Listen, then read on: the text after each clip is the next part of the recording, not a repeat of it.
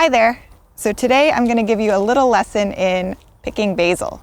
And the important thing with basil is that you can pick it in such a way that it causes it to grow kind of more bushy. And that lets you get more leaves for making your pestos and salads and cooking with. So with basil, you kind of want to wait until it gets to be about 6 to 8 inches tall. So these are all at least that tall.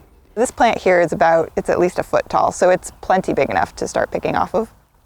And so what I do is I follow that center stem down, and you'll notice that at some points, several points along the stem, you'll have these other two stems coming up off the center stem. And so at any of those points, you can pinch the center stem off. So we'll follow this down about to here, because this is a fairly tall one, and you just can pinch it off.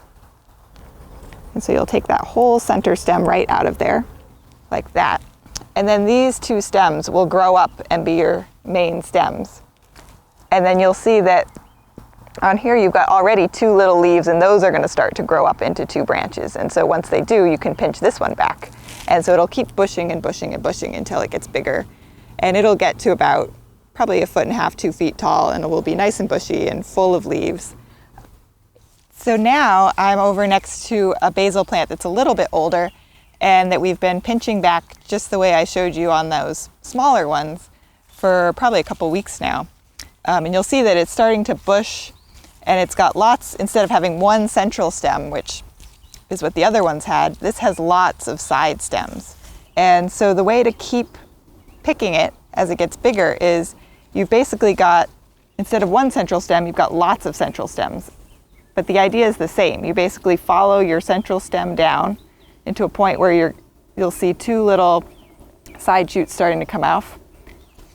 And then you're just going to pinch that, and it's a little tougher once they get bigger. You sometimes need to use scissors.